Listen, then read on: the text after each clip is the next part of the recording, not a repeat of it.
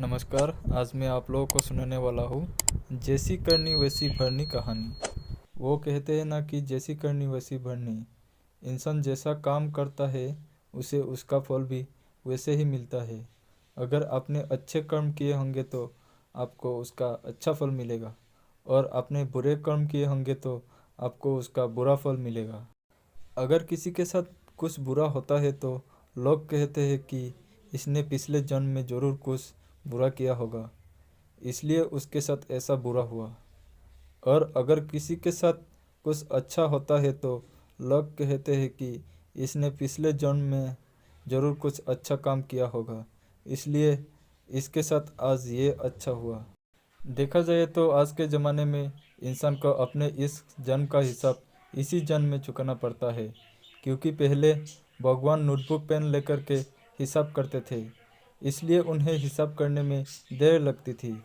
आज के ज़माने में भगवान के पास भी लैपटॉप आ गया है, तो उन्हें इंसान के कर्म का फल देने में यानी कि हिसाब करने में देरी नहीं लगती है।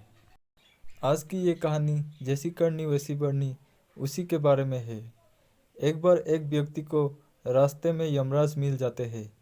वो व्यक्ति उन्हें पहचान नहीं पाया। यमराज ने उस व्यक्ति से पीने के लिए पानी मांगा। उस व्यक्ति ने बिना कुछ सोचे और बिना एक भी क्षण गंवाए यमराज को पानी पिला दिया। पानी पीने के बाद यमराज ने उस व्यक्ति को बता दिया कि वो उसके प्राण लेने के लिए आए हैं, किंतु उस व्यक्ति ने यमराज की प्यास बुझाई है, इसलिए वो उन्हें अपनी किस्मत बदलने का एक मौका देते हैं। इतना बोलने के बाद यमराज ने उस व्यक्ति के हाथ में एक डायरी दे दी और उस व्यक्ति से कहा कि तुम्हारे पास 20 मिनट का समय है। इस डायरी में तुम जो भी लिखोगे वही सच में हो जाएगा, लेकिन ध्यान रखना कि तुम्हारे पास केवल 20 मिनट ही है।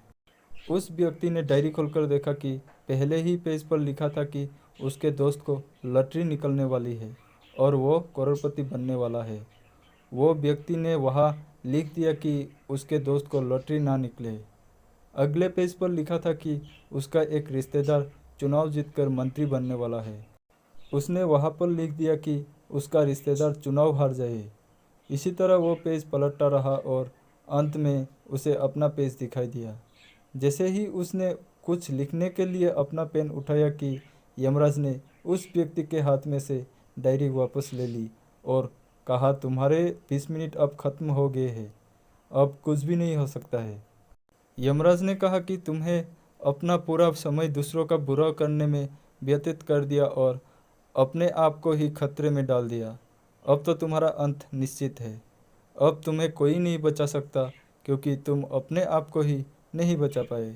यह सुनकर वो व्यक्ति बहुत ज़्यादा पछताता है, लेकिन अब पछताने से कुछ नहीं हो सकता, क्योंकि अब सुनहरा मौका उसके हाथ से निकल चुका था। अगर भगवान ने आपको कोई शक्ति दी है तो कभी किसी का बुरा ना सोचे और ना ही किसी का बुरा करे। दूसरों का भला करने वाले सदा सुखी और दूसरों का बुरा करने वाले सदा दुखी रहते हैं। अगर आपको हमारी स्टोरी जैसी करनी वैसी भरनी अच्छी लगी हो तो अपने दोस्तों के साथ भी शेयर कीजिए और कमेंट में ज़रूर बताइए कि कैसी लगी हमारी ये कहानी।